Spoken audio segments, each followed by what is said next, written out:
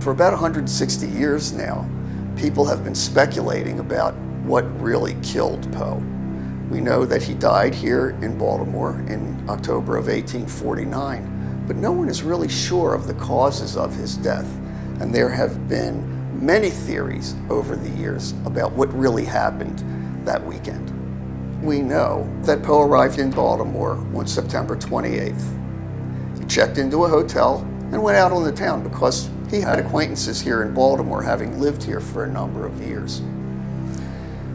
Then there's a period of days where he just disappears. And the next thing we know, he's found lying in the gutter here in a Baltimore street outside of a tavern, which was being used as a polling place that day.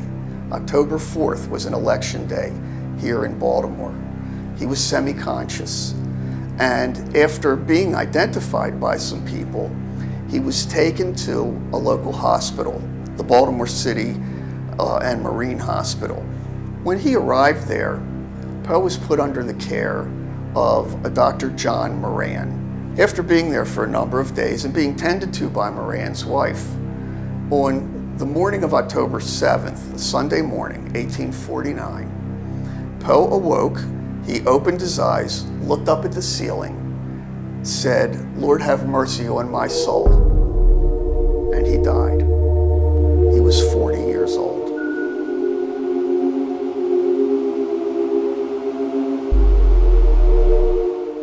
Here at the Pratt Library, we're fortunate enough to have a few mementos of Poe's death. We keep them here in our vault.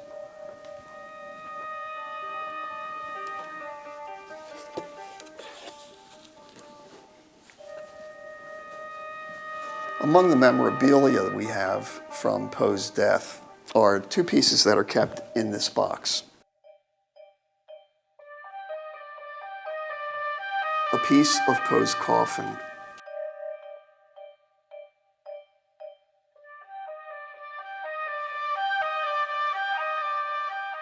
In moving his coffin, a piece chipped off, and here in this box is an original piece of Edgar Allan Poe's coffin.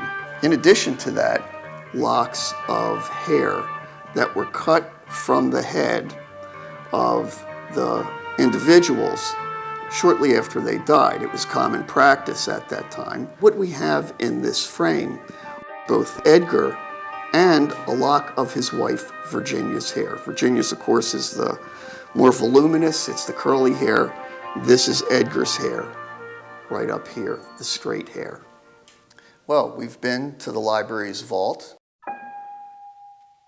Now I'm standing in the Special Collections Department reading room. This is the letter that Dr. Moran, the attending physician at the Baltimore City and Marine Hospital, wrote to Maria Clem, about a month after his death. It's actually dated November 15th, 1849.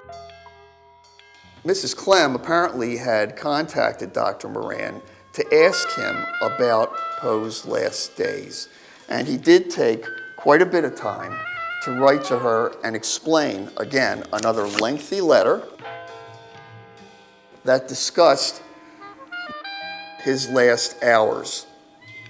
And this letter was used by Moran to later actually go out on the lecture circuit and talk about Poe's last days as his being his attending physician.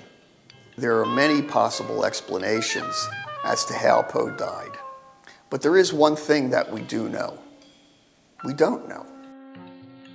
And after all of these years, isn't it fitting that the man who gave us so much mystery died in a mysterious way here in Baltimore?